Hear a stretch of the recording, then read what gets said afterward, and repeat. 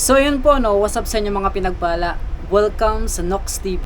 For today's video, pag-uusapan natin kung paano maglagay ng thumbnail sa inyong Facebook page o sa mga video na ina-upload nyo sa inyong page. So ituturo ko yan sa inyo mga kaibigan, pero bago po muna yan, huwag nyo sanang kalimutang mag-like, comment, and subscribe at pakita na rin po ang notification bell para updated kayo sa mga bagong video na ina-upload ko.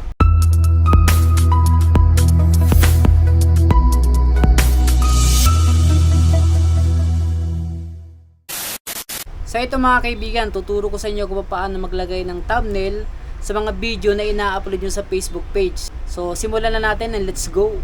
Sa Google Chrome,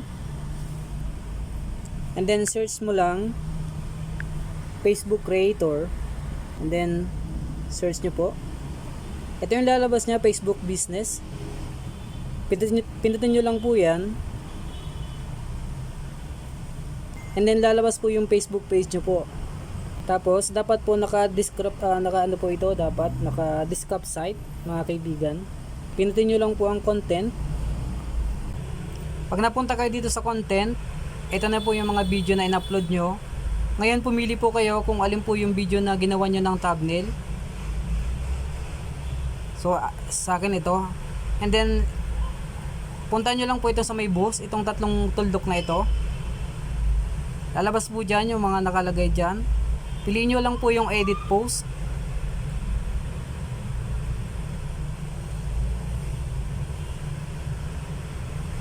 Pagkatapos po, maglalagay po kayo dyan ng title, tapos description, bahala na po kayo dyan.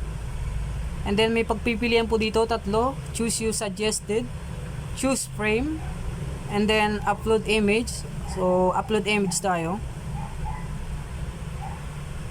Upload image ulit.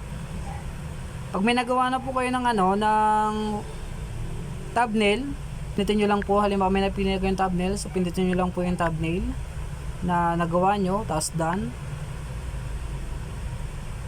Ayan, so ito yung magiging thumbnail po mga kaibigan ng inyong video sa inyong Facebook page. Ayan. Ayan mga kaibigan. Pagkatapos, scroll mo lang pataas para ma-save at para may upload na rin. Next mo lang. Next ulit. Pagkatapos, share. And mga kaibigan, bali meron ka ng thumbnail sa iyong Facebook page. So ganun lang ang paglagay niya mga kaibigan. So done mo lang yan. Tapos back home ka, punta ka sa iyong Facebook. And then check mo yung video na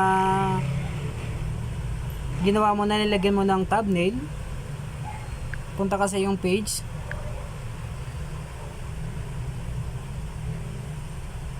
Ayan, ito. So meron na siyang thumbnail mga kaibigan.